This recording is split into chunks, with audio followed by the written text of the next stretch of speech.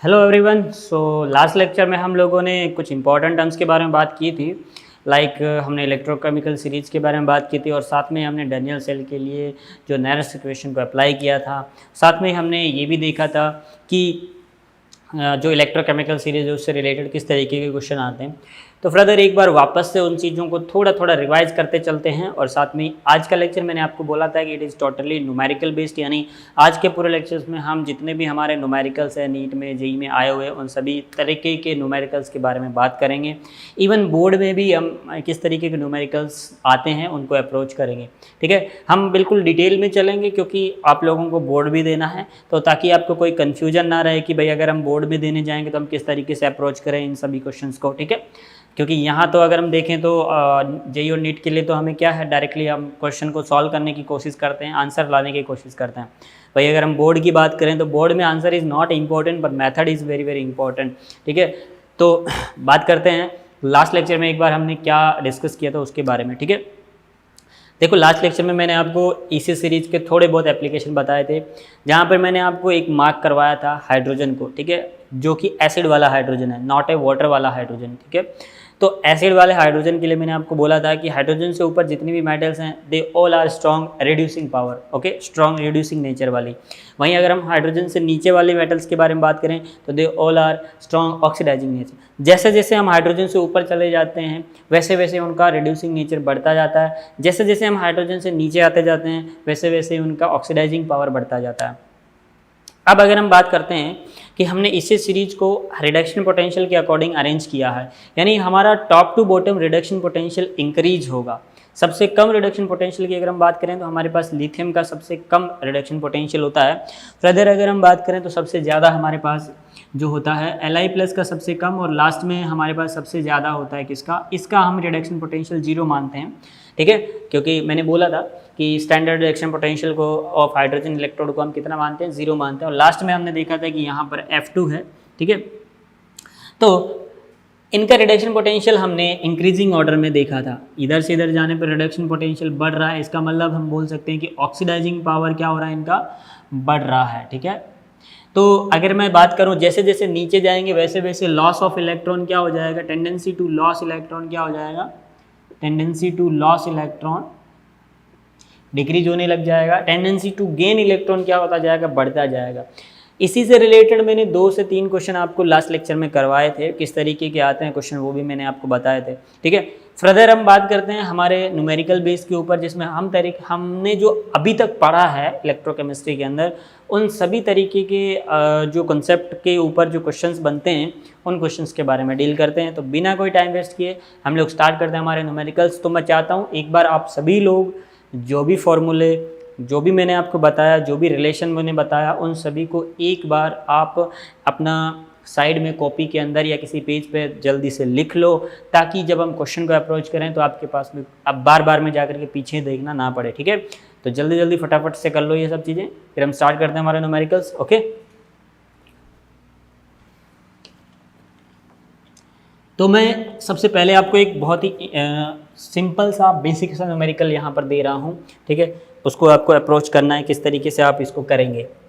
तो सबसे बेसिक ये मेरा क्वेश्चन है। ठीक है, आपको दिया क्या गया है, तो ये आपको मैंने एक सिंपल सा क्वेश्चन दिया है। इसके लिए मैंने आपको बोल दिया है कि इसका जो E0 सेल है वो आपका मान लो कि 0.52 वोल्ट है। आपको इसका ई सेल कैलकुलेट करना है। क्या कैलकुलेट करना है, ई सेल कैलकुलेट करना है। ठीक है, और साथ में ही अगर हम बात करते हैं इसके लिए, आपको मैं बोल देता हूं कि इसके लिए डेल्टा जी सेल भी आपको कैलकुलेट करना है। ठीक है, और साथ में ही आप इसका डेल्टा जी नॉड सेल भी आप इसका कैलकुलेट करेंगे।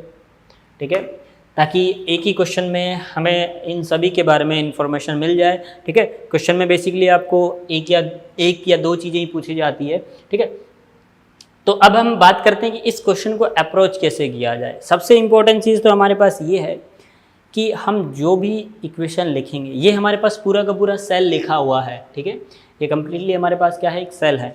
ये अगर इलेक्ट्रोड होता तो बात अलग थी, लेकिन ये सेल है। तो इस सेल के लिए अगर हम नेरेस्ट इक्वेशन अप्लाई करते हैं तो किस तरीके से हमको अप्लाई करना है, उसके लिए हमें पहले इन दोनों की ही जो हमारे पास एनोड और कैथोड दिए गए हैं, इन दोनों को हमें देखना पड़ेगा कि कौन जो है वो ऑक्सीडाइज हो रहा है और कौन जो है वो रिड्यूस हो रहा है। तो यहाँ पर हमारे पास हेल्प के लिए अवेलेबल कौन है, ECS सीरीज, ठीक है। उसी के अकॉर्डिंग हम देखेंगे। सीधा सीधा देखो, Ag जो है वो रिड्यूस होगा, Mg जो है वो ऑक्सीडाइज होगा।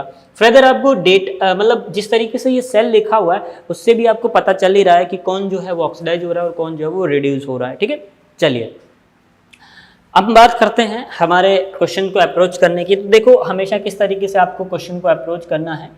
तो सबसे पहले सॉल्यूशन में आपको जो भी दिया गया डेटा है उसका आपको क्या लिखना है, एक बैलेंसिंग रिएक्शन लिखनी है। और उस बैलेंसिंग रिएक्शन को इस तरीके से लिखना है कि उसमें आपके एनोड और कैथोड की जो मेटल है उसमें क्लियरली आपको पता चल जाए कि हाँ भी इसका ऑक्सीडेशन होगा और इसका रिडक्शन होगा, ठीक है।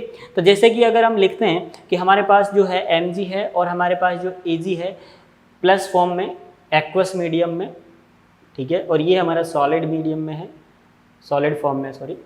सो यहाँ पर हमारे पास ये Ag कन्वर्ट हो गया Ag सॉलिड के अंदर और Mg जो है वो +2 के अंदर कन्वर्ट हो गया है एक्वस मीडियम में।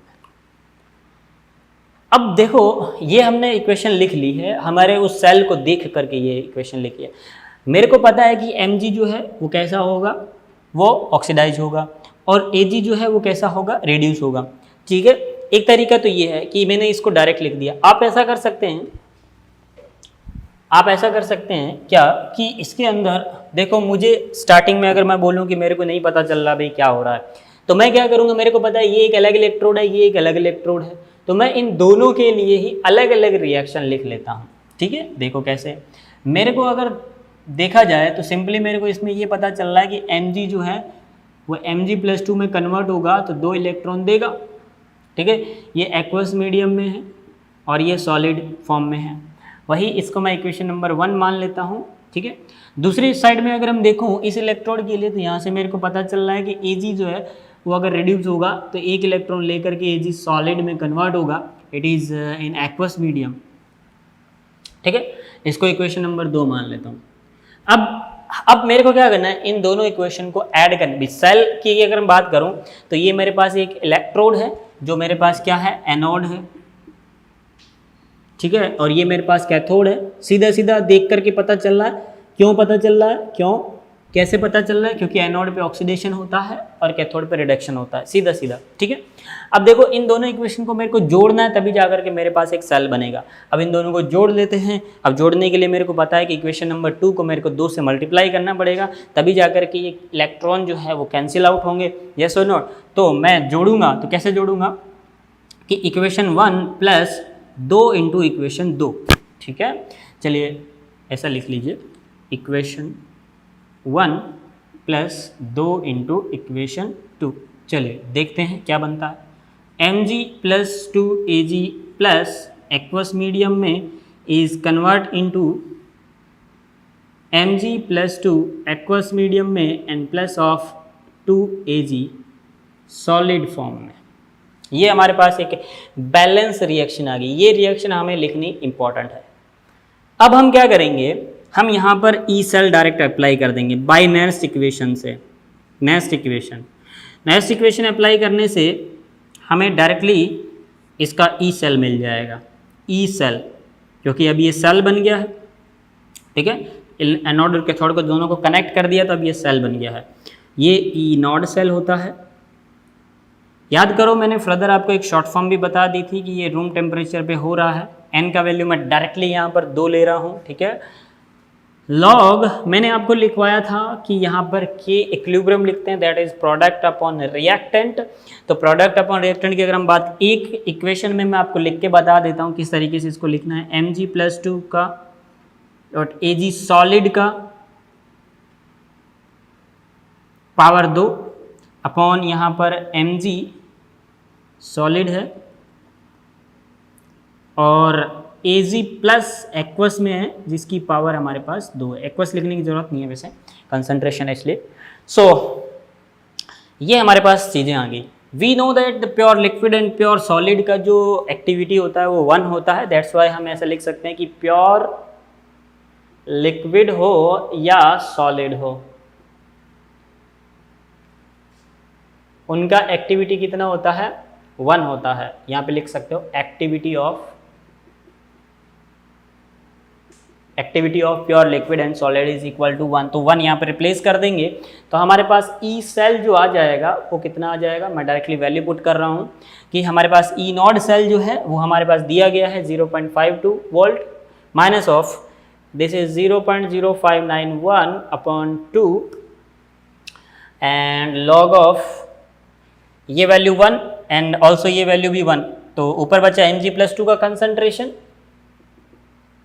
और नीचे बचा Ag+ का कंसंट्रेशन की पावर 2। देखो अगर ये आप नहीं लिखते, अगर आप डायरेक्टली वही सेल से ये लिखने की कोशिश करते तो आप कभी भी ये स्टाइकियोमेट्रिक कोएफिशिएंट नहीं लिखते। इसलिए मैं आपको बार बार मैं बोलता हूँ कि इनके ऊपर स्टाइकियोमेट्रिक कोएफिशिएंट लगाने ज़रूरी है। इस रिएक्शन को बैलेंस रिएक्शन में लिख के कन्वर्ट करके फिर आप नेक्स्ट इक्वेशन अप्लाई करो, उसमें आपको कोई कन्फ्यूजन, कोई गलती आपसे नहीं होगी। ठीक है, चलो हमें अगर बात करें तो ये भी और ये दोनों चीज़ें हमको दी गई है क्वेश्चन में 0.52 माइनस 0.0591। देखो इसको 0.0591 लिखने की बजाय इसको मैं लिख लेता हूँ 0.06 लिख लेता हूँ। ओके, 0.059 को 0.06 लिख लिया डिवाइड बाई 2 ताकि कैलकुलेशन में आसानी हो जाए। इसलिए लॉग ऑफ Mg+2 का कंसंट्रेशन अगर हम देखें तो हमें दिया गया है यहाँ पर कितना 0.01।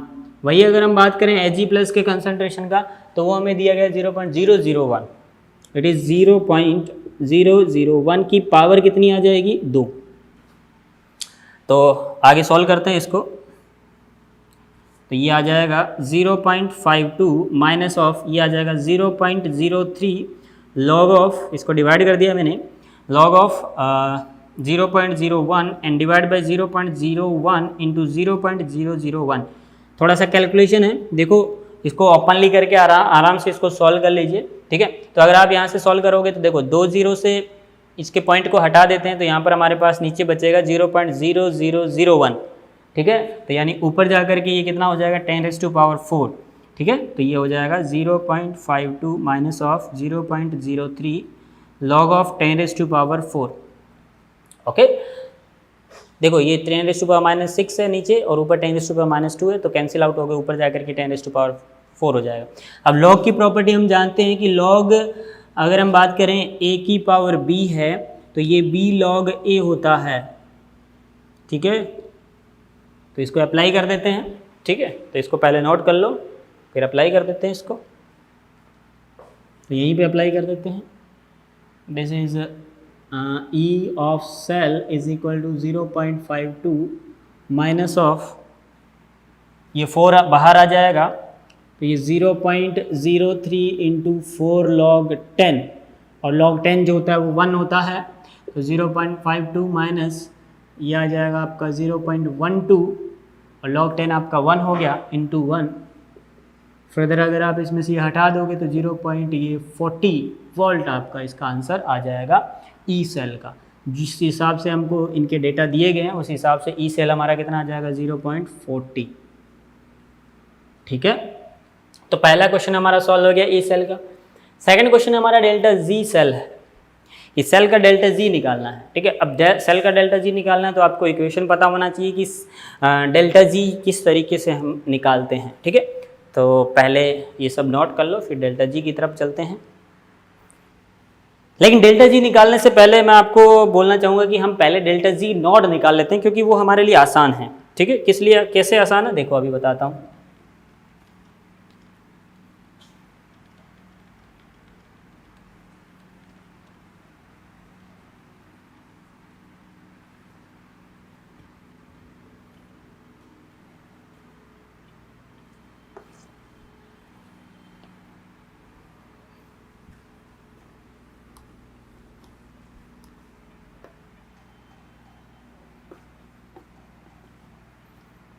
देखो यहाँ पर ये जो डेटा दिए गए हैं ये कोई फिक्स डेटा नहीं है। ठीक है, तो देखो डेल्टा जी को निकालने के हमारे पास 2 तरीके हैं। कैसे, कितने तरीके? 2 तरीके हैं। 2 तरीके कैसे हैं? अगर हम बात करते हैं कि डेल्टा जी हमारे पास जो नोड होता है सेल का वो हम कैसे निकाल सकते हैं कि minus N F E Nord of cell, ये निकाल सकते हैं। देखो एक तरीका तो हमारे पास ये है और एक तरीका हमारे पास डेल्टा जी नॉट निकालने का ये है, minus of 2.303 R T l n log of K equilibrium. तो ये दो तरीके हैं। अब देखो ये डेटा हमारे पास कोई फिक्स डेटा नहीं है, तो हो सकता है इन दोनों फॉर्मूले से इनका जो डेल्टा जी आए नॉड सेल का वो अलग अलग आए।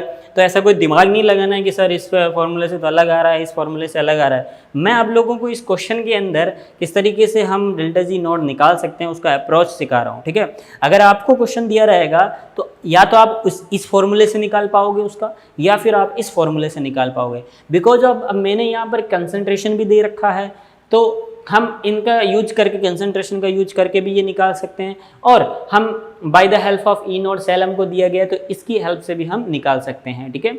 जब हमारे पास केवल एक ही डेटा होगा तो हम फर्दर उसको उसी अकॉर्डिंग निकाल सकते हैं। जैसे अगर हमें केवल ई नॉट सेल दिया होता तो हम इस फॉर्मूले से निकाल दें। जैसे मान लो हमें ई नॉट सेल नहीं दिया होता, आपको केवल ये वाला दिया रहता, तब आप ये फॉर्मूला लगाते, ठीक है। तो इसमें कोई वो वाला सीन नहीं है कि सर दोनों से सेम आना चाहिए तो अलग अलग आ रहा है, ठीक है। तो वो डिपेंड करता है कि आपको जो क्वेश्चन दिए गए हैं वो किस तरीके का दिया गया है। अब ये क्वेश्चन जो है इसमें दोनों चीज़ें हैं तो हम दोनों तरीके से निकाल सकते हैं। हो सकता है इनका आंसर, हमारा जो दोनों का आंसर मैच हो या नहीं हो, ठीक है। लेकिन आप ऐसा ध्यान में रखो कि किस तरीके से आपको कैलकुलेशन करना है। जो डेटा आपको दिया रहा है उसी के अकॉर्डिंग आप बात करो। तो डेल्टा जी नोड आप सिंपली यहाँ से निकाल सकते हो क्या, कि आपको पता है कि एन का वैल्यू 2 है, ठीक है। सिंपली हमने देखा था कि एन जो था वो कितना था, 2 था, ट्रांसफर ऑफ इलेक्ट्रॉन्स के अकॉर्डिंग। एफ की वैल्यू आप जानते हो कि 96500 होती है माइनस में, ठीक है, ये माइनस है यहाँ पे। ई सेल जो नॉड है वो आपको दिया गया 0.52 वोल्ट। तो ये तो सीधा सीधा आपका जूल के अंदर इसका आंसर आ जाएगा, ठीक है। तो ये तो आपका सीधा आंसर आ जाएगा। इसको मल्टीप्लाई करेंगे तो ये आ जाएगा 1.04 एंड इनटू ये आ जाएगा 96500, यानी ये अप्रॉक्सीमेट 96500 ये आ जाएगा जूल में, ठीक है, अप्रॉक्सीमेट। तो ये तो हमारा डेल्टा जी एक इस तरीके हुआ। दूसरा डेल्टा जी हम यहाँ से निकाल सकते हैं, डेल्टा जी नॉट सेल। तो अब ये दोनों आंसर मैच करें या नहीं करें ये इंपॉर्टेंट नहीं है, इंपॉर्टेंट ये है कि हमें जो डेटा दिया गया हम उसी के अकॉर्डिंग निकाल सकते हैं, ठीक है। तो -2.303 आर की अगर हम बात करें तो 8.314 लिख लेते हैं, इंटू टी का वैल्यू अगर हम बात करें तो 298। जब टेम्परेचर नहीं दिया गया है तो हम रूम टेम्परेचर की बात कर लेंगे। लॉग ऑफ के इक्विलिब्रियम सभी को पता है किस तरीके से लिखा जाता है, जैसे अभी हमने लिखा था, इट इज़ 10⁴ मैं डायरेक्टली लिख रहा हूँ, ठीक है। इसमें कोई कन्फ्यूजन नहीं होना चाहिए। अभी हमने इसको कैलकुलेट किया था, 10⁴ था, तो इसे 4 जो है वो बाहर आ जाएगा। तो ये माइनस का 2.303 इंटू 8.314 इंटू 298 इंटू 4 और log 10 जो था वो इंटू 1 हो गया।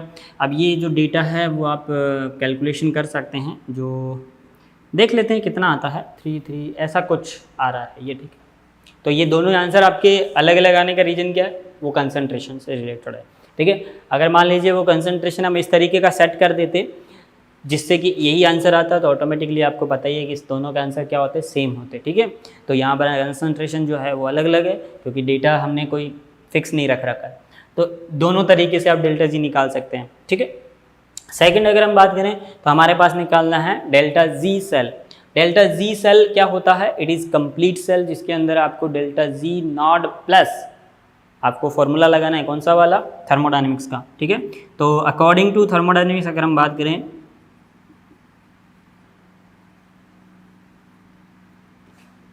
डायनेमिक्स, तो थर्मोडायनेमिक्स के अकॉर्डिंग अगर हम बात करें तो डेल्टा जी सेल जो होता है आप सीधा सीधा लिख सकते हो, delta G naught cell plus of 2.303 RT log of Q reaction coefficient, ठीक है। तो अब हमें पता है कि डेल्टा जी नॉट क्या है, आप ये रख लीजिए, ठीक है। अब ये रख लीजिए, ऑटोमेटिकली आपका क्या आ जाएगा, डेल्टा जी सेल आ जाएगा। तो डेल्टा जी को मैं यहाँ पे ये लिख रहा हूँ 96500 के आसपास, ठीक है, plus of 2.303 RT log of reaction coefficient की बात करें तो रिएक्शन कोएफिशिएंट जो है वो 10⁴ होगा, बिकॉज के इक्विलिब्रियम और रिएक्शन कोएफिशिएंट दोनों सेम होते हैं, ठीक है, इसलिए यहाँ 10⁻⁴ मैंने 4 लिखा। क्यों आया 10⁻⁴? क्योंकि प्रोडक्ट अपॉन रिएक्टेंट जो हम लिख रहे थे वही वाला सीन है ये, तो यहाँ से 4 बाहर आ जाएगा, तो इन सब का कैलकुलेशन जो है वो ये आएगा 22,833.33 ये जो भी है, ओके, इतना आ जाएगा। और फर्दर इन दोनों को हम जोड़ लेंगे तो ऑटोमेटिकली हमारे पास क्या आ जाएगा, डेल्टा जी ऑफ सेल आ जाएगा, जो क्या आएगा कि 96500 and plus of it is 228333.33, okay. तो इनको सम कर देते हैं तो जो भी आएगा देखते हैं।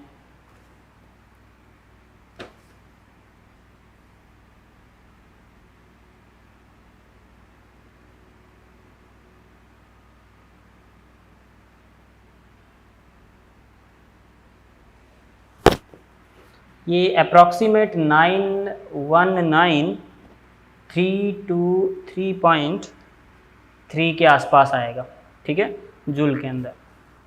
तो ये हमारा कैलकुलेशन ऑफ डेल्टा जी होता है। अब देखो कुछ बच्चे जो है वो सोच रहे होंगे कि नहीं हमें मज़ा नहीं आ रहा है, कैसे करें इसको, कैसे कैलकुलेशन हो रहा है। देखो मैं आपको फिर से बोल रहा हूँ, जब आप कैलकुलेशन करने जाओगे तो आपको केवल एक ही डेटा दिया रहेगा, ठीक है, या तो कंसंट्रेशन वाला डेटा दिया रहेगा या फिर ई नोड वाला डेटा दिया रहेगा जब आपसे डेल्टा जी कैलकुलेशन करवाएगा, ठीक है।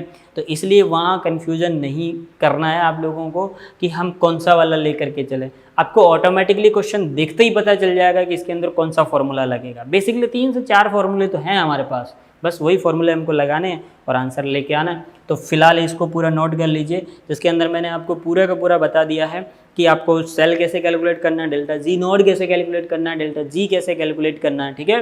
तो नेक्स्ट हम एक और नए क्वेश्चन की तरफ बढ़ते हैं जो हमारा प्योरली जेई का क्वेश्चन है। तो किस तरीके का जेई का क्वेश्चन आता है उसको देखते हैं, पहले इसको नोट कीजिए। Hello everyone, so last lecture में हम लोगों ने क्या किया था, रिडक्शन पोटेंशियल के बारे में, ईसीएस सीरीज़ के बारे में कुछ इंपॉर्टेंट इन्फॉर्मेशन कलेक्ट किए थे। साथ में मैंने आपको ये भी चीज़ बताई थी कि रिडक्शन पोटेंशियल जिसका ज़्यादा होगा उसका ऑक्सीडाइजिंग पावर क्या होगा, ज़्यादा होगा। तो इससे रिलेटेड 1-2 क्वेश्चन मैंने आपको दिए थे, ट्राई किए थे हम लोगों ने, ठीक है। साथ में एक चीज़ मैं थोड़ा सा रिकॉल आप लोगों को वापस से करवा देता हूँ कि ईसीएस सीरीज जो हमने बनाई है that is the increasing order of the reduction potential, जिसको मैंने एक ऑर्डर में बताया था। वापस से वो ऑर्डर रिवाइज करवा देता हूँ ताकि आप लोगों को याद हो जाए, ठीक है। ऑर्डर क्या था, इट इज़ लिथियम से स्टार्ट हो रहा था और फ्लोरीन पे हमारा ख़त्म हो रहा था। इसमें हमारे मोस्टली सभी एलिमेंट्स जो मेटल्स हैं वो आ गई हैं और इसी से रिलेटेड सभी जो मेटल मैंने इसके अंदर लिखी हैं वो उन्हीं से रिलेटेड आपके क्वेश्चंस आएंगे। तो एक बार उस ऑर्डर को डिफाइन कर लेते हैं कैसा था। ले के बारात खाना मैजे से आया मन जो करे, ठीक है, फेंक दे निगाहें सुंदरी प्यार भरी है। और फर्दर इसके बाद में हमने लिखा था क्या कि क्यों आंटी एजी हेजी बाहर कल आई फिर से, ठीक है। तो ये सब हमारा ऑर्डर था, इसके अकॉर्डिंग हमने कुछ क्वेश्चन देखे थे, ठीक है। तो एक बार वापस से उनको रिवाइज कर लो, क्योंकि आज हम बात करने वाले हैं pure to pure of numericals के बारे में। और न्यूमेरिकल्स आपको तभी समझ में आएंगे जब आपको उनके पर्टिकुलर इलेक्ट्रोड्स के बारे में जानकारी हो। तो इस चैप्टर से, इस लेक्चर से पहले हमने इस चैप्टर के अंदर, इस चैप्टर से रिलेटेड जो भी टर्म्स थी वो हमने देख ली हैं, कैसे कैसे इसके अंदर इलेक्ट्रोड पोटेंशियल, सेल पोटेंशियल सब। तो आज का हमारा जो लेक्चर है उसके अंदर हम क्वेश्चंस डील करने वाले हैं, जेई के क्वेश्चंस, नीट के क्वेश्चंस, ठीक है। साथ में ही मैं आपको एक बार वापस से एक चीज़ याद दिला देता हूँ कि जो भी हमारा जो भी हमने इस चैप्टर से रिलेटेड चीज़ें पढ़ी थी, लाइक अगर नेक्स्ट इक्वेशन की बात करें, उसके रिलेशन की बात करें, तो मैं चाहता हूं कि आप सभी लोग एक बार उनको वापस से रिवाइज कर लो और किसी एक पेज के ऊपर साइड में लिख लो, ताकि आज हम जो भी क्वेश्चन करें उसके अंदर आपको किसी भी तरीके का कोई कन्फ्यूजन ना हो कि कौन सा फॉर्मूला लग रहा है, कौन सा नहीं लग रहा है, ठीक है। फर्दर हम बात करते हैं हमारे आज के इम्पॉर्टेंट क्वेश्चन की तरफ बढ़ते हैं और उसमें सबसे पहला ही क्वेश्चन क्या है, ये है, क्या क्वेश्चन है इसमें, calculate the reduction potential of a half cell consisting of platinum electrode immersed in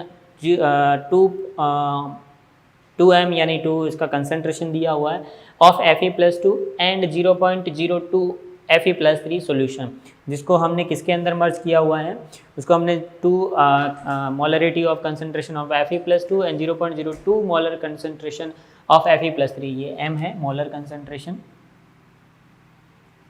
okay, तो ये हमको बेसिकली दिया गया है, और हमको ये भी दिया गया है कि इस इलेक्ट्रोड जो हमने लिया है उसका स्टैंडर्ड इलेक्ट्रोड पोटेंशियल कितना है, 0.771 वोल्ट है। अब हमें पूछा क्या गया है, हमें पूछा गया है कि भाई इलेक्ट्रोड रिडक्शन पोटेंशियल कैलकुलेट करना है, ठीक है। यानी हमें बेसिकली सॉल्यूशन के अंदर जो चीज़ें हमको दी गई हैं पहले सॉल्यूशन में वो सारी चीज़ें लिख लेते हैं, बिकॉज ऑफ अगर हम बात करें board of point of view से तो बोर्ड में चीज़ें लिखने के मार्क्स मिलते हैं, ठीक है। तो वो सारी चीज़ें लिख लेते हैं क्या क्या चीज़ें हमको दिया गया है। तो सबसे पहले अगर हम देखें तो हमें कंसंट्रेशन ऑफ Fe+2 दिया गया है, दैट इज़ 2m दिया गया है। सेकंड अगर हम बात करें तो हमें Fe+3 का भी कंसंट्रेशन दिया गया है, इट इज़ 0.02m, और साथ में हमें इलेक्ट्रोड स्टैंडर्ड इलेक्ट्रोड पोटेंशियल दिया गया है Fe+3 से Fe+2 का, जो कितना दिया गया है 0.771 वोल्ट दिया गया। हमको कैलकुलेट क्या करना है, हमको कैलकुलेट करना है कि Fe+3 से जब एक इलेक्ट्रॉन ले करके ये जब Fe+2 में चला जाता है तो इस पर्टिकुलर E इलेक्ट्रोड यानी Fe+3 से Fe+2 आपको इलेक्ट्रोड पोटेंशियल कैलकुलेट करना है, ये आपको कैलकुलेट करना है। तो हम जब नेक्स्ट इक्वेशन को किसी इलेक्ट्रोड के लिए अप्लाई करते हैं तो किस तरीके से उसको लिखते हैं, हम पहले उस पर्टिकुलर को इस तरीके से लिखते हैं रिएक्शन की फॉर्म में, और फिर हम फर्दर हम बात करते हैं उसमें एप्लीकेशन की कि किस तरीके से उसको अप्लाई करते हैं। ये एक्वस मीडियम में, आयंस हमेशा आपके एक्वस मीडियम में रहेंगे। तो अकॉर्डिंग टू नेक्स्ट इक्वेशन अगर हम बात करते हैं, अकॉर्डिंग टू नेक्स्ट इक्वेशन, ठीक है, तो हम जानते हैं कि नेक्स्ट इक्वेशन हम इसके लिए अप्लाई करेंगे तो कैसे अप्लाई करेंगे, Fe+3 से Fe+2 is equal to E0 of Fe+3 से Fe+2 and minus of 2.303 RT upon NF log of, यहाँ पर अगर हम देखें तो प्रोडक्ट अपॉन रिएक्टेंट हम लिखते हैं, यहाँ पर प्रोडक्ट हमारा Fe+2 है और इसका स्टोइकियोमेट्रिक कोएफिशिएंट 1 है, तो पावर 1 लगाओ या नहीं लगाओ कोई मीनिंग नहीं है। फर्दर अगर हम देखें तो इधर Fe+3 है, इसका भी पावर 1 ही है, तो इसलिए इसको लिखने की कोई ज़रूरत नहीं है। अब ये सारा डेटा हमको दिया गया है, हमें सारा जो कैलकुलेशन करना है वो इन सारी चीज़ों के अकॉर्डिंग करना है, और क्या क्या चीज़ें हमको दी गई हैं वो हमने लिख रखी हैं, उन सभी को वहाँ सब्स्टिट्यूट कर देते हैं, ऑटोमेटिकली हमारा क्या आ जाएगा, आंसर आ जाएगा। तो इस क्वेश्चन के अकॉर्डिंग हमें n का वैल्यू भी पता चल गया है, मैं यहाँ पे लिख रहा हूँ n का वैल्यू हमें कितना है, 1 है, ठीक है। फैराडे हमारे पास 96500 है ही, उसमें कोई दिक्कत वाली बात नहीं है। अगर हम रूम टेम्परेचर पे बात कर रहे हैं T इज इक्वल टू 298, जब आपको टेम्परेचर नहीं दिया गया है तो आप ऐसा मान के चलेंगे कि वो रूम टेम्परेचर पे ही बात कर रहा है, ठीक है। तो सारी वैल्यू को हम सब्स्टिट्यूट कर देते हैं, ऑटोमेटिकली आपके पास Fe+3 से Fe+2 इज इक्वल टू आपके पास आएगा, उस पर्टिकुलर टर्म को हम लिख लेते हैं, कितना है, E0 सेल हमारा है 0.771 माइनस ऑफ ये जो टर्म है 0.0591 है अपॉन 1 n का value, because 2.303 into R into T और ये सब मिल करके इसमें कन्वर्ट हो जाते हैं शॉर्ट फॉर्म में, इंटू अगर हम बात करते हैं लॉग ऑफ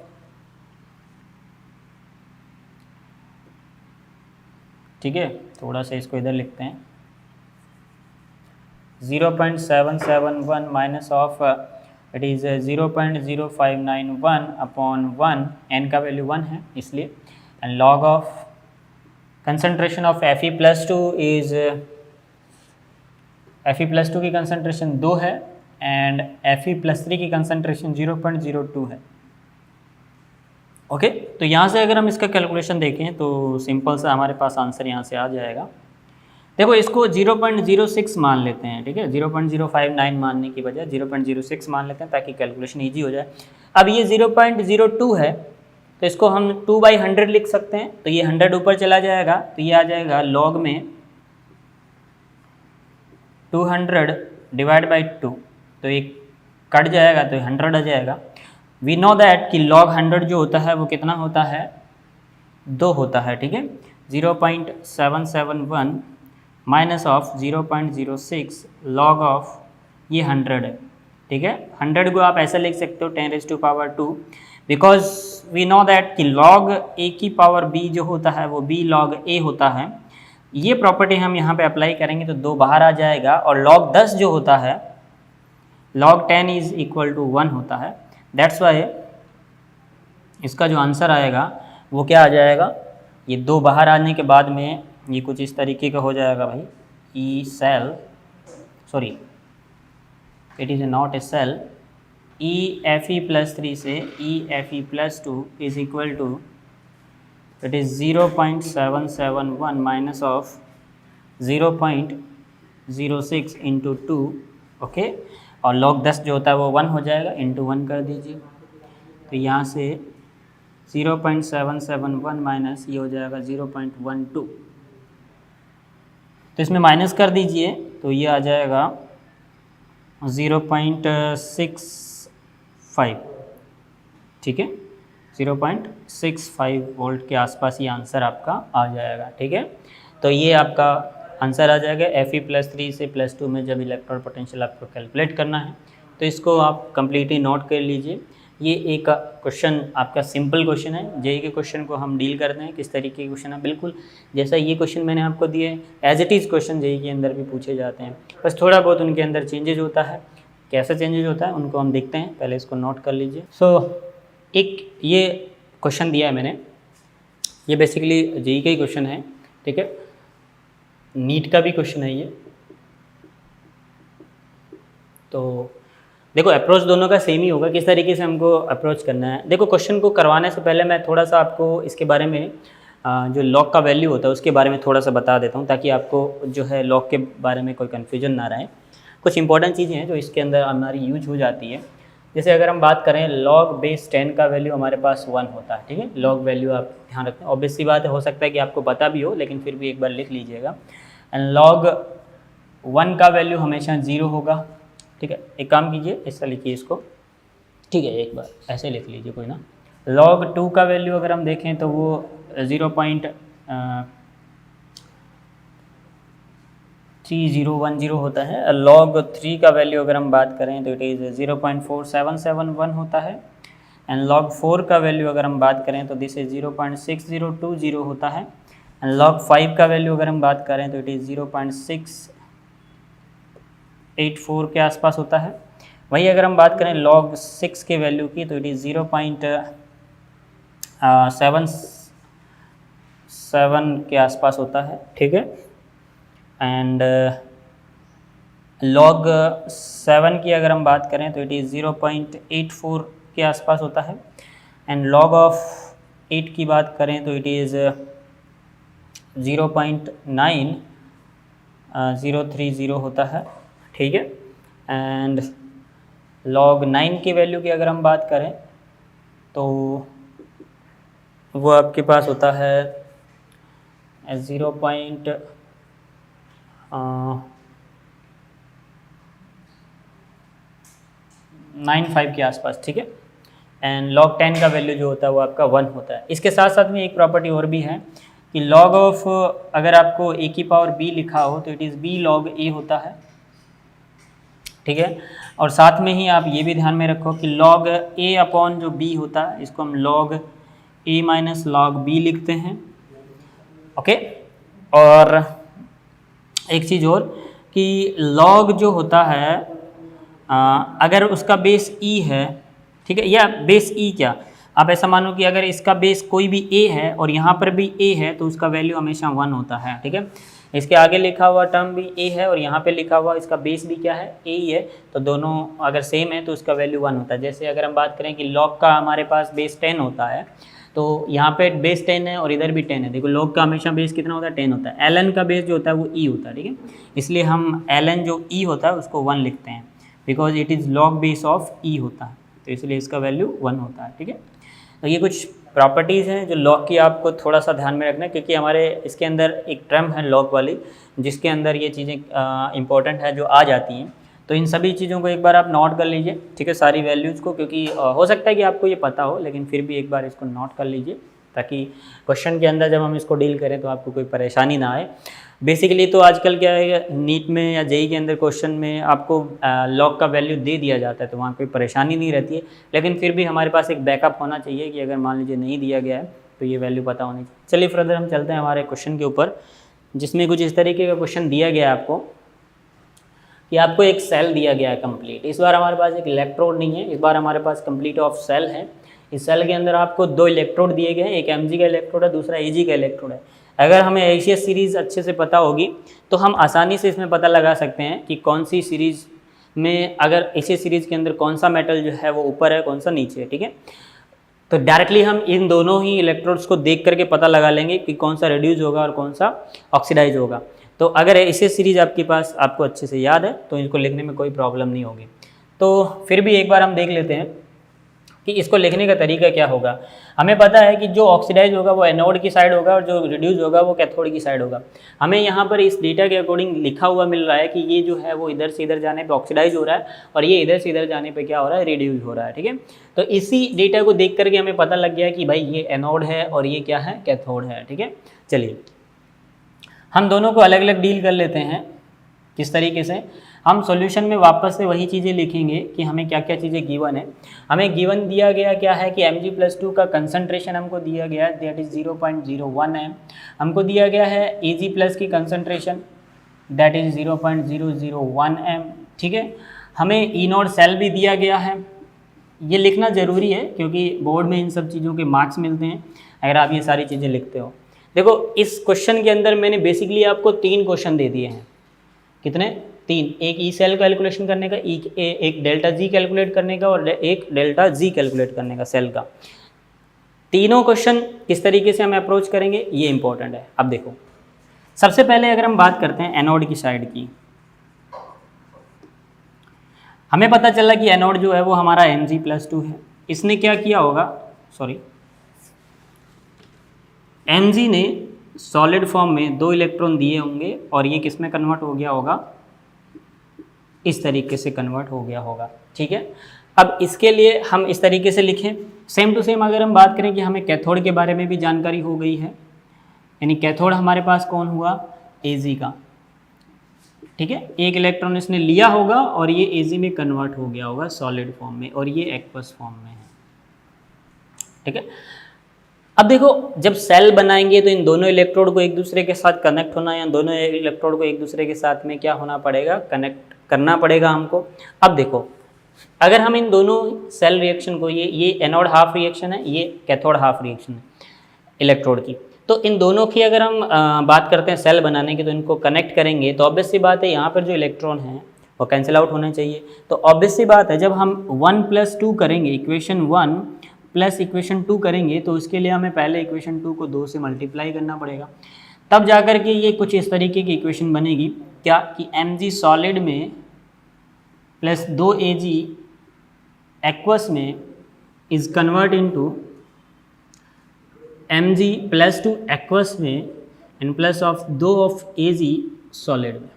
इस क्वेश्चन को देने का एक बहुत ही इंपॉर्टेंट मोटिव है। देखो बच्चे लोग क्या करते हैं, डायरेक्टली इसको देख करके क्वेश्चन लगा देते हैं, इक्वेशन लगा देते हैं नेक्स्ट इक्वेशन, और उनका आंसर क्या हो जाता है, इनडायरेक्टली गलत हो जाता है। गलत होने के पीछे रीज़न क्या है, देखो यहाँ पर अगर जब हम इस रिएक्शन को बैलेंस करते हैं तो हमें यहाँ पर एक एडिशनल फैक्टर 2 मिलता है, सिंपल बात, ठीक है। तो जब हम इसके लिए के इक्विलिब्रियम लिखेंगे तो आपको क्लियरली पता लग जाएगा कि इसके के इक्विलिब्रियम में इसका स्टाइकियोमेट्रिक कोएफिशिएंट पार्टिसिपेट करेगा, ठीक है। तो इसलिए मैं बार बार बोलता रहता हूँ कि जब आप के इक्विलिब्रियम लिखते हैं तो उसमें स्टाइकियोमेट्रिक कोएफिशिएंट का जरूर ध्यान में रखें। यहाँ से अगर हम ई सेल लिखते हैं, देखो यहाँ से ई सेल लिखना हमारे लिए ईजी है, it is E not cell and minus of बात करते हैं 0.591 एंड अपॉन 2। डायरेक्टली मैंने 2 क्यों लिखा, बिकॉज यहाँ देख रहे हो कि आप नंबर ऑफ इलेक्ट्रॉन्स हमारे पास ट्रांसफर कितने हो रहे हैं, 2 इलेक्ट्रॉन ट्रांसफर हो रहे हैं, दैट्स वाई यहाँ पर 2 लिखा। एंड लॉग यहाँ पर हम के इक्विलिब्रियम लिखते हैं और हम जानते हैं के equilibrium always product upon reactant होता है और उनके स्टाइकियोमेट्रिक कोएफिशिएंट उसकी पावर में रहते हैं। सो यहाँ पर अगर हम देखें एक्वस मीडियम में Mg+2 है इसकी कंसंट्रेशन, सॉलिड को लिख सकते हो आप, लेकिन आपको पता है कि सॉलिड का कंसंट्रेशन या मैं बोलूँ सॉलिड का एक्टिविटी हम यूनिट मानते हैं, लिख लो कोई प्रॉब्लम वाली बात नहीं है। Ag यहाँ पर सॉलिड फॉर्म में है, डिवाइड बाई अगर हम बात करें कि ए जी जो है वो प्लस में एक्वस फॉर्म में जो हमारा इसका power 2 divide by M G जो है वो सॉलिड फॉर्म में है, इसका पावर कुछ भी नहीं है। अगर आपको पता हो ये दोनों ही यूनिट एक्टिविटी है, यानी इनका प्योर सॉलिड और लिक्विड का अगर हम बात करें तो एक्टिविटी 1 होता है, तो ये दोनों कैंसिल आउट हो जाएंगे, फर्दर आपके पास यही चीज़ बचेगी। तो यहाँ पर आपको क्लियरली पता चल रहा है इसका पावर 2 आ रहा है, लेकिन अगर आप उस सेल को देख करके सीधा लिखने की कोशिश करोगे तो आप डायरेक्ट mg+2 और ag+ लिख करके इसका कैलकुलेशन कर दोगे और आंसर गलत आ जाएगा। ठीक है, चलिए। So E naught cell is equal to it is 0.52 and minus of, देखो कैलकुलेशन को फास्ट करने के लिए आप इसको डायरेक्ट राउंड फिगर में कर लो, 0.06 इसको मान लो, इसको डिवाइड करो 2 से तो ये 0.03 हो जाएगा। ठीक है, एंड लॉग ऑफ इसका वैल्यू आप रख दो यहाँ पे, mg+2 का वैल्यू कितना दिया हुआ है, it is 0.01 concentration and divide by अगर आपको Ag का कंसंट्रेशन की बात करें तो इट इज़ 0.001 की पावर 2। तो ये सबसे इंपॉर्टेंट चीज़ है। ठीक है, अब देखो यहाँ पे पावर आ गई 2, जिसकी वजह से क्वेश्चन गलत हो जाता है। ठीक है, अगर ये पावर नहीं लगाते तो आप डायरेक्टली जो क्वेश्चन लिखते हो उसका आंसर जो आता वो आपका गलत आता। ठीक है, चलिए यहाँ से इसको थोड़ा सा सॉल्व कर लेते हैं। सॉल्व करने के लिए आप इसको क्या करो, थोड़ा सा ओपन कर लो, ताकि क्या है कि आपसे गलती नहीं हो, क्योंकि कैलकुलेशन में थोड़ी सी मिस्टेक होने की वजह से पूरा जो अपना आंसर है वो गलत हो जाने की वजह से हम सही आंसर पर टिक नहीं कर पाते हैं। मैं बार बार मैं आपको बोलता रहता हूँ कि आप अगर हम बात करें ऑप्शंस की तो ऑप्शन में दोनों रहते हैं, it is right answer and it is wrong answer. तो अगर आपने गलती से यहाँ से कैलकुलेशन मिस्टेक करके रॉन्ग कर लिया तो फिर ऑब्वियस सी बात है फिर वो रॉन्ग हो जाएगा। ठीक है, 0.01 इंटू 0.001। ओके, तो अगर हम यहाँ से कैलकुलेशन करें तो इट इज़ 10⁻⁻² ऊपर है और 10⁻⁻6 नीचे है। तो अगर ऊपर जाएगा तो 10⁻⁻ कितना हो जाएगा, माइनस का कितना हो जाएगा, प्लस का 4 हो जाएगा। ठीक है, तो उसको हम वापस से आगे ले लेते हैं। तो ये हमारे पास ई सेल जो है वो क्या आ जाएगा, ठीक है, कितना हो जाएगा ये, इसको मैं यहाँ पे सॉल्व कर देता हूँ। It is E cell is equal to 0.52 and minus of 0.03 log of 10⁻⁴। ठीक है, एंड 4 आगे आ जाएगा लॉग की प्रॉपर्टी के अकॉर्डिंग, और ये हो जाएगा 0.52 माइनस 0.03 इंटू 4 लॉग बेस 10। ठीक है, ये 10 जो है लॉग 10 जो होता है 1 हो जाएगा, ऑटोमेटिकली ये हो जाएगा आपका 0.52 एंड माइनस ऑफ 0.12, और यहाँ से ई सेल जो आपका आएगा इट इज़ 0.40 आई थिंक। ठीक है, तो ये आपका ई सेल आ जाएगा। ठीक है, तो ये हमारा ई सेल कैलकुलेट हो गया है। जब ई सेल हमारे पास आ जाता है तो इससे हम बाद में डेल्टा जी कैलकुलेट करने में इसको यूज करेंगे। ठीक है, तो ई सेल का वैल्यू 0.4 वोल्ट आ गया है। अब एक चीज़ इंपॉर्टेंट ये है कि आपको डेल्टा जी नॉट कैलकुलेट करना है, और डेल्टा जी नॉट कैलकुलेट करना सबसे आसान काम है। देखो डेल्टा जी नॉट करने के 2 तरीके हैं। ठीक है, 2 तरीके कौन कौन से हैं, जैसे फर्स्ट वन अगर हम बात करते हैं,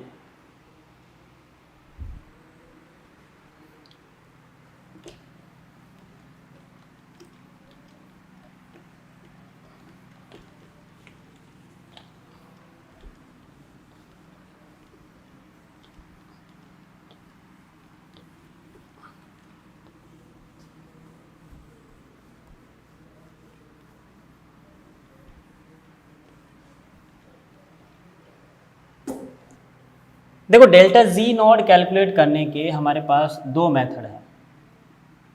2 कौन से हैं, पहला अगर हम बात करें तो हमें पता है कि डेल्टा जी नॉट जो होता है वो होता है सेल के लिए it is minus NF E naught cell. ठीक है, और दूसरा हमारे पास इसका मेथड क्या है, delta G naught of cell जो होता है it is equal to minus 2.303 RT log of K equilibrium. ठीक है भाई, अब बात यह है कि हम कब ये वाला फॉर्मूला लगाएं और कब ये वाला फॉर्मूला लगाएं। अगर बात करें तो हमें कंसंट्रेशन दिया हुआ है, लेकिन एक चीज़ ध्यान में रखो कि ये कंसंट्रेशन आपको इक्विलिब्रियम पे नहीं दी गई है। अगर आपको बाकायदा मेंशन करें इस पर्टिकुलर क्वेश्चन के अंदर कि गिवन जो कंसंट्रेशन है they are on the at the equilibrium, that's why आप ये वाला फॉर्मूले से आसानी से डेल्टा जी कैलकुलेट कर सकते हो। लेकिन फिलहाल ये वाली कंसंट्रेशन हमें नहीं पता कि भाई इक्विलिब्रियम पे है कि नहीं है, तो इसलिए हम ये वाला फॉर्मूला तो अप्लाई नहीं कर सकते। तो इसलिए इस क्वेश्चन में अगर हम देखें तो हमें ई नोड सेल दे रखा है, तो इसमें इजीली हम ये अप्लाई करके ये डेल्टा जी कैलकुलेट कर लेंगे। चलो देखो, तो delta G naught of cell अगर हम कैलकुलेट करना है तो -2 बिकॉज एन का वैल्यू 2 है एंड एफ का वैल्यू 96500 कूलम्ब है। और साइन अगर हम बात करें साथ में ई नॉट सेल का तो वैल्यू दिया गया 0.52 वोल्ट। इन दोनों को अगर आप मल्टीप्लाई करते हो तो ये मल्टीप्लाई होकर माइनस का 1.04 ओके इंटू 96500 आ जाएगा। अब ये अप्रॉक्सीमेट 1 ही है तो इसको आप ऐसा लिख सकते हो -96500 जूल में। ओके अब किलो जूल में कन्वर्ट करने के लिए इसको 96 लिख सकते हो, 96.5 किलो जूल। तो ये डेल्टा जी आपके पास आ जाएगा। तो डेल्टा जी आपके पास कैलकुलेशन हो गया है। अब फर्दर अगर हम बात करते हैं डेल्टा जी सेल के लिए, तो डेल्टा जी सेल कैसे कैलकुलेट करेंगे उसके लिए अगर हम देखते हैं कि हमें पता है कि डेल्टा जी ऑफ सेल अगर हम बात करते हैं तो is equal to delta G naught cell of plus of 2.303 RT log of Q। और Q जो है वो कहीं पे भी किसी भी कंसंट्रेशन पे हम कैलकुलेट कर सकते हैं क्योंकि इक्विलिब्रियम पे तो ये क्या हो जाएगा, इक्विलिब्रियम पे तो Q क्या हो जाएगा, इक्विलिब्रियम कांस्टेंट के बराबर हो जाएगा। चलिए यहाँ से अगर हम देखें तो डेल्टा जी नॉट जो है हमने कैलकुलेट कर लिया 96.5 किलो जूल के अंदर। ओके और अगर आप जूल में रखना चाहो तो इसको इतना रख लो 500 जूल 2.303 एंड R आपको पता है कि 8.314 होता है। ब्रदर टी का वैल्यू 298 केल्विन हो गया। ओके इनटू अगर हम बात करें लॉग ऑफ Q तो Q हम वैसे ही लिखेंगे जैसे कि हमने क्या लिखा था, concentration of product divide upon the concentration of the reactant. Product और रिएक्टेंट के कंसंट्रेशन से हमने देखा था इसकी पावर कितनी आ गई थी, 4 आ गई थी। ठीक है तो इसको हम आगे ले लेते हैं। तो ब्रदर ये 96500 and plus of 2.303 into 8.314 into 298 into 4 log base 10 जो वैल्यू कितनी हो जाएगी 1 के बराबर। तो ये सभी जो डेटा आपका आ जाएगा इसको कैलकुलेट कर लेते हैं और वो आ जाएगा आपका जूल के अंदर आपका डेल्टा जी आ जाएगा। ये एक क्वेश्चन दिया गया है, काफ़ी अलग तरीके का क्वेश्चन है ये। इस क्वेश्चन के अंदर आपको दिया गया है कि ईएमएफ ऑफ द सेल दिया गया है। ईएमएफ ऑफ सेल आपको दिया गया 0.2905 आपको दिया गया वोल्ट में। आपको इक्विलिब्रियम कांस्टेंट की वैल्यू निकालनी है। तो अब इससे बात है अगर आप इक्विलिब्रियम कांस्टेंट की वैल्यू आप निकालना चाहते हो तो आपको क्या करना पड़ेगा, सबसे पहले तो ये जो दिया गया सेल है इसको पहले आप लिखो। किस तरीके से लिखेंगे देखो, क्लियरली आपको पता चल रहा होगा कि जिंक और आयरन आपको दिया गया है। अगर दोनों में अगर हम बात करें तो ये आपका क्या हो रहा है, ऑक्सीडाइज हो रहा है और ये आपका क्या हो रहा है, रिड्यूस हो रहा है। तो ये आपका कैथोड पे जाएगा, ये आपका एनोड पे जाएगा। तो इस रिएक्शन को अगर हम लिखते हैं तो हमारे पास कुछ इस तरीके की इसकी रिएक्शन आती है। एनोड और कैथोड को जब आप अलग अलग से जब कंबाइन करोगे तो रिएक्शन क्या आएगी, ये रिएक्शन आएगी कि जिंक जो सॉलिड है वो Fe+2 को 2 इलेक्ट्रॉन एक्वस मीडियम में कंटिन्यूसली देता जा रहा है और Fe जो है वो 2 इलेक्ट्रॉन ले करके सॉलिड में कन्वर्ट हो रहा है और जिंक यहाँ से किस में चला जा रहा है, Zinc+2 में एक्वस मीडियम में। तो ये इसका एक रिएक्शन बैलेंसिंग जैसे कि हमने पिछले क्वेश्चन में किया था। अब दोनों को अलग अलग लिख करके फिर कंबाइन कर लो तो भी यही रिएक्शन आएगी। ठीक है अब अगर हम बात करते हैं इस रिएक्शन के लिए तो यहाँ पर हमको इनकी कंसंट्रेशंस दी गई है और साथ में हमको बोला गया है कि इसके इक्विलिब्रियम कांस्टेंट का वैल्यू क्या होगा। तो देखते हैं इक्विलिब्रियम वैल्यू क्या होगा। तो सबसे पहले अगर हम बात करें कि E जो आपको दिया गया है 298 केल्विन के ऊपर, E सेल जो दिया गया है EMF of the cell it is 0.2905। ठीक है तो सबसे पहले हम जानते हैं कि अकॉर्डिंग टू नेस्ट इक्वेशन अगर हम इसके ऊपर नेस्ट इक्वेशन अप्लाई करते हैं तो क्या होगा कि E cell is equal to E naught cell and minus of 0.0591 upon 2 because number of electron transfer कितने हो रहे हैं, 2 इलेक्ट्रॉन ट्रांसफ़र हो रहे हैं एंड लॉग ऑफ यहाँ पर हम डायरेक्टली इसी से लिखेंगे कि Zinc+2 से डिवाइड कर देंगे किसको, Fe+2 की कंसंट्रेशन को। ओके तो ये हमारे पास इसका क्या आ जाएगा, लोग के अंदर इक्विलिब्रियम कांस्टेंट की अगर हम बात करें तो इस तरीके से हम इसको कैलकुलेट कर सकते हैं। तो फर्दर अगर हम बात करें कि ई सेल हमको जो है वो दिया गया है, कितना दिया गया है, ई सेल हमको 0.29 आपको इस तरीके का दिया गया है 0.2905 is equal to E not cell हमको पता नहीं है। ठीक है एंड माइनस ऑफ इसको हम वापस से उसी फॉर्म में लिख लेते हैं, इसको 0.06 मान लेते हैं ताकि ये 0.03 हो जाए, हमको परेशानी ना हो इसलिए। ठीक है एंड जिंक +2 का कंसंट्रेशन हमको दिया गया है कितना 0.01 एंड वही अगर Fe के लिए बात करें तो इट इज़ 0.001 दिया गया। तो अगर आप देखोगे तो ये कैंसिल आउट होकर के ऊपर 10 हो जाएगा और log 10 का वैल्यू 1 होता है। तो ये अगेन अगर हम देखें तो ये 0.2905 is equal to E not cell and minus of 0.03। Okay, ये आपका ये बन जाएगा ई नॉट सेल जो है, तो वो यहाँ से क्या आ जाएगा, ई नॉट सेल अगर आप देखते हो तो ये वैल्यू उधर जा करके प्लस हो जाएगी, यस और नॉट। तो 0.2905 एंड प्लस ऑफ 0.03 आप इसको लिख लीजिए इनडायरेक्टली। सो इट इज़ 0.32 के आसपास ये वैल्यू आ जाएगी ई नॉट सेल में, ठीक है, वोल्ट में। तो ये हमारा ई नॉट सेल हो गया। ये निकालना हमारे लिए इम्पोर्टेंट क्यों था, बिकॉज हमको निकालना है क्या है यहाँ पर इक्विलिब्रियम। तो आप सोच रहे होंगे कि यहीं पे ये इक्विलिब्रियम लिख लेते, अरे बेटा ये कंसंट्रेशन हमको इक्विलिब्रियम पे थोड़ी दे रखी है, ठीक है। ये कंसंट्रेशन आपको कहाँ पे दे रखी है, ये किसी भी पर्टिकुलर जो है इक्विलिब्रियम के अलावा जो भी कंडीशन है उसके ऊपर दी गई है, ठीक है।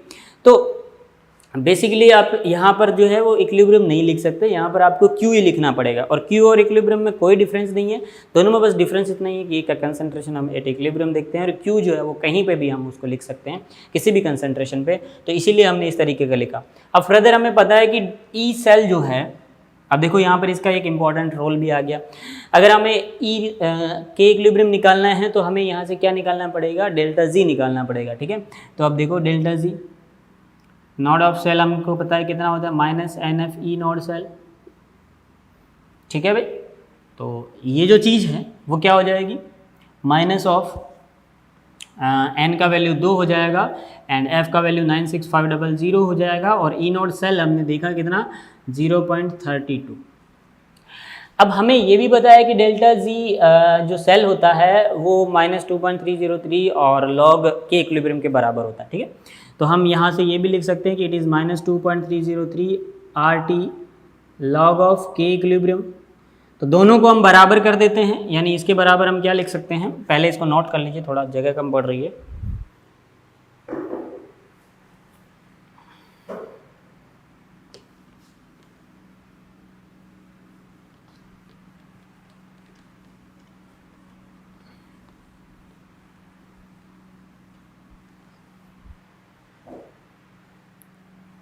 सो हम लिख सकते हैं 2 into 9600 and into 0.32 is equal to minus का 2.303, आर का वैल्यू 3.14, ठीक है, इंटू टी का वैल्यू 298, ओके। और फर्दर लॉग के अंदर हम लिख सकते हैं कि इक्विलिब्रियम, ये वैल्यू हमको पता करना है, इक्विलिब्रियम कांस्टेंट हमको कैलकुलेट करना है। तो यहाँ से हमारे पास जो भी टर्म्स हैं उनको अगर हम देखें तो क्या क्या होगा, देखो थोड़ा सा इसको सिंप्लीफाई करने की कोशिश करते हैं। देखो ये जो है ये 96500 जो है, एक काम करो इसको ऐसा लिखो, डेटा में लिखने की बजाय थोड़ा इस तरीके से लिखो, आसान रहेगा।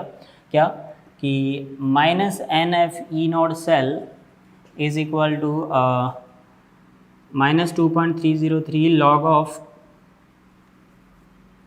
RT log of K equilibrium, ठीक है।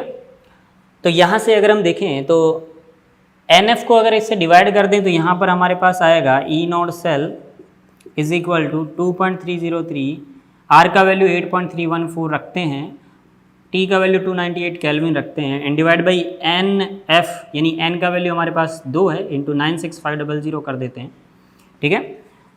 एंड यहाँ से लॉग ऑफ के इक्विलिब्रियम देखते हैं। तो ये जो वैल्यू है दैट वैल्यू इज 0.0591 होता है, okay. So E not cell हमारे पास जो आया है दैट इज 0.32 आया है, इसका मीनिंग ये 0.32 is equal to and 0.0591 upon 2 and log of 10 base पे के इक्विलिब्रियम है, ठीक।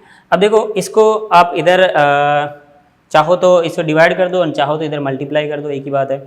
तो ये अगर इससे डिवाइड करते हैं तो ये ऑलमोस्ट 0.03 आ जाएगा, यानी ये हो जाएगा 0.32 is equal to 0.03, okay. And log base 10 पे इक्विलिब्रियम। अब यहाँ से इक्विलिब्रियम की बात करें तो इक्विलिब्रियम को कैलकुलेशन करेंगे तो लॉग की प्रॉपर्टी के अकॉर्डिंग ये इससे डिवाइड हो जाएगा, ठीक है। पहले इसको इस तरीके से लिख लेते हैं, log K equilibrium is equal to 0.32 and divide by 0.03, okay. तो ये इसका एक्सप्रेशन हो जाएगा, ठीक है। फर्दर अगर हम बात करते हैं इक्विलिब्रियम के लिए तो इक्विलिब्रियम के लिए क्या हो जाएगा 10⁻0.32 एंड डिवाइड बाई 0.03। तो ये वाला जो ऑप्शन होगा वो ऑप्शन आपका क्या होगा, करेक्ट ऑप्शन होगा। यानी कि इक्विलिब्रियम की अगर हम बात करें तो लॉग का एक प्रॉपर्टी होता है, क्या प्रॉपर्टी होता है, लॉग ए और B is equal to X है, या ऐसे करो आप log X is equal to B है। तो लॉग की प्रॉपर्टी के अगर आपको एक्स निकालना है तो ए की पावर में सामने वाला चला जाता है, ठीक है। ये थोड़ा सा एक दो है जो लॉग की प्रॉपर्टीज़ है जो आपको पूरे चैप्टर के अंदर ध्यान में रखनी है। हो सकता है कि आपको ये पता हो, लेकिन फिर भी ये ज़रूरी है आप लोगों के लिए कि लॉग के अगर आगे x और इसका बेस a है तो अगर आपको x निकालना है तो ये जो बेस होता है वो इधर के जा करके क्या बन जाता है, और सामने वाला जो इसका रहता है वो आपके पर्टिकुलर उस बेस के क्या चला जाता है, पावर में चला जाता है, ठीक है। तो इसी तरीके से हमने देखा कि इसका बेस जो था वो 10 था, सामने ये वाले यूनिट है आपके, तो 10 के पावर में ये यूनिट आपकी चली जाएगी। तो ये ऑप्शन आप देख लीजिए कौन सा ऑप्शन होगा, वही आपका सही होगा। अब देखो हमने यहाँ पर जो कैलकुलेशन की है वो यहाँ पर इसको डिवाइड करके 0.059 को 0.06 माना था, इस हिसाब से कैलकुलेशन की है। तो आप देख लीजिए कि 0.03 के आसपास कौन सा आंसर है, आपको पता चल जाएगा।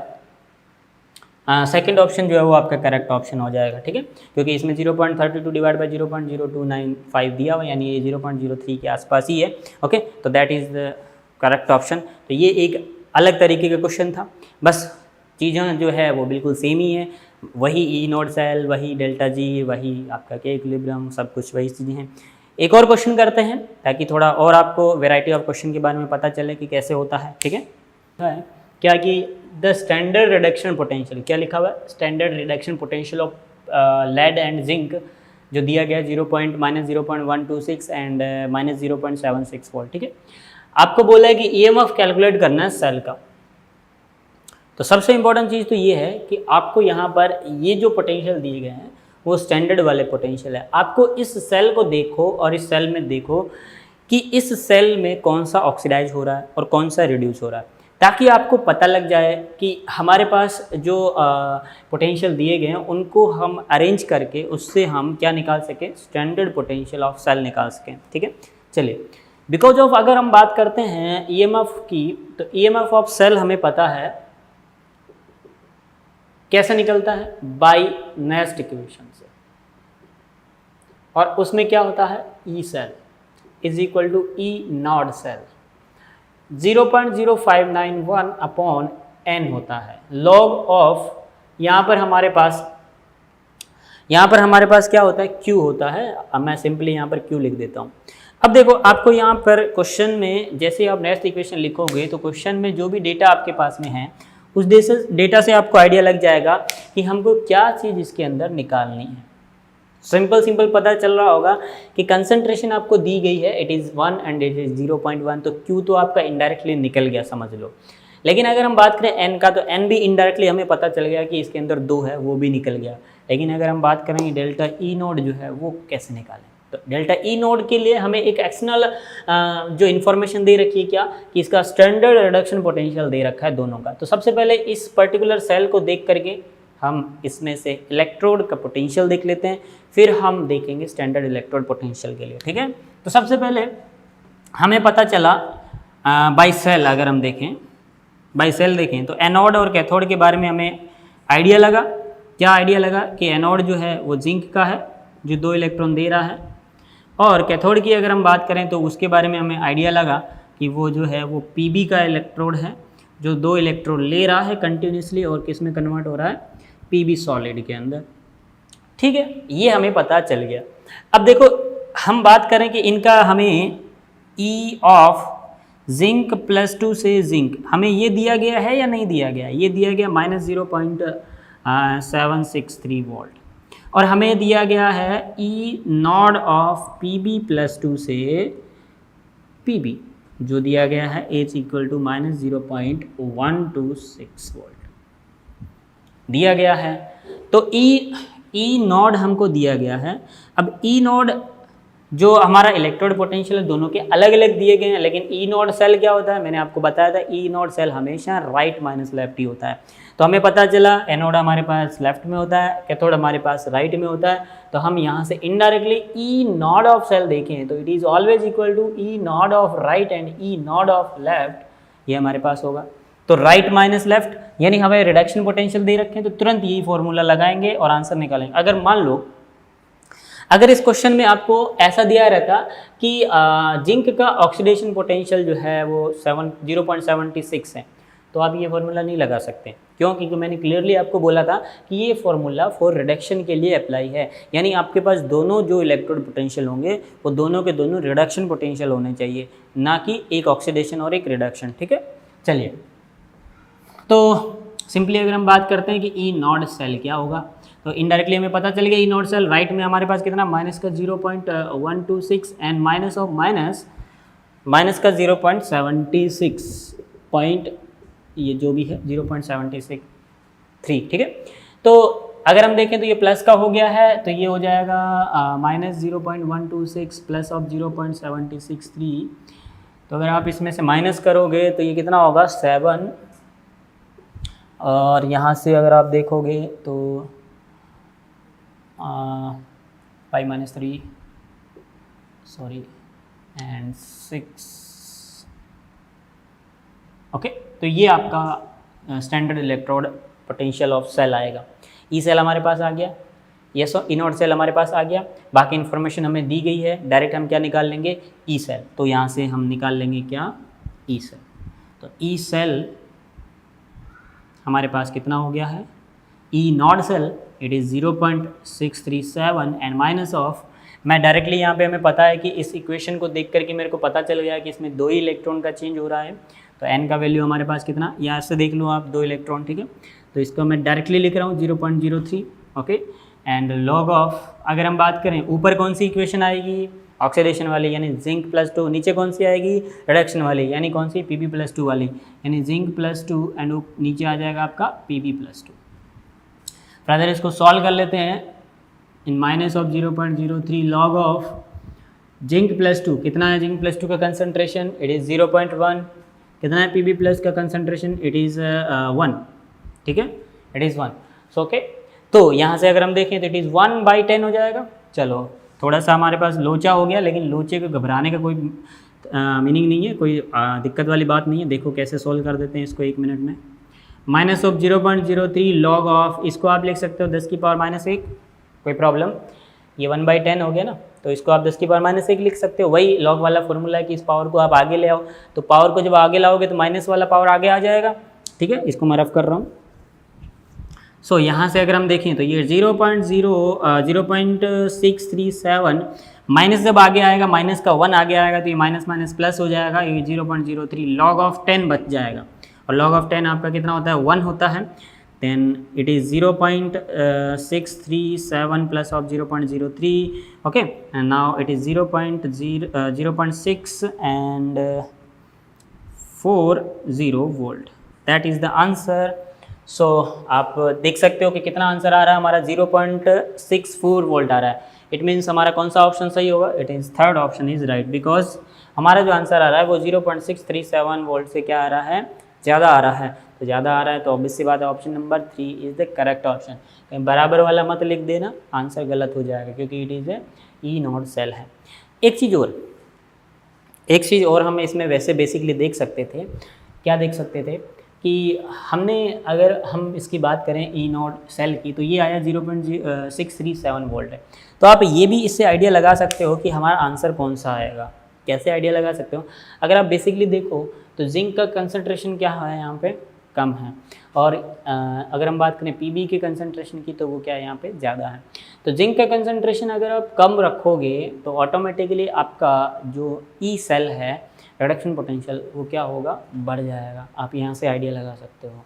इसका कंसंट्रेशन अगर कम रखोगे तो इसका कंसंट्रेशन कम होगा, जितना कम होता जाएगा उतना ये वैल्यू लॉग में घटने वाला वैल्यू क्या होगा, कम घटेगा। तो ऑब्वियस सी बात है उसका जो आंसर आएगा वो इससे क्या हो जाएगा, थोड़ा सा बढ़ जाएगा। लेकिन आप बेसिकली अगर आप मैथमेटिकली अगर हम बात करें तो इसको मैथमेटिकली कैलकुलेट करके ही देखें, ठीक है। फर्दर अगर मान लीजिए आपको कोई थ्योरेटिकल क्वेश्चन पूछता है तो उस केस में फिर आप अलग तरीके से सोच सकते थे, ठीक है, क्योंकि यहाँ पे तो हमें मैथमेटिकली कैलकुलेट करना था, इसलिए हमने ये कैलकुलेट किया। तो आई होप आप लोगों को आज जो मैंने क्वेश्चन कराए वो सारे नेक्स्ट इक्वेशन पे थोड़े समझ में आ गए होंगे। फर्दर हम नेक्स्ट लेक्चर के अंदर जो है इसी से रिलेटेड कुछ और नए क्वेश्चंस करेंगे, जहाँ पर हम डेल्टा जी से रिलेटेड कंसेप्ट के बारे में भी बात करेंगे, ठीक है। हम ये भी देखेंगे कि मान लीजिए कि फर्दर आपको कोई भी इलेक्ट्रोड पोटेंशियल जो है, जैसे यहाँ पर तो हम सिंपली ले रहे हैं कि एक सेल ले लिया, ठीक है, लेकिन कभी कभी ऐसा होगा कि हम कुछ ऐसे क्वेश्चंस भी करेंगे जिसके अंदर हमें मान लीजिए कि इसका जो इलेक्ट्रोड पोटेंशियल है यहाँ से आपको दे दिया गया, जो भी निकला ये वाला, अगर हम इस पर्टिकुलर सेल से कोई दूसरा इलेक्ट्रोड पोटेंशियल कोई इलेक्ट्रोड लगा करके इसको कैलकुलेट करने की कोशिश करें तो उस रिस्पेक्ट में फिर क्या होगा। जैसे एग्जांपल के तौर पे मैं जाते जाते एक थोड़ा सा चीज़ बताता हूँ।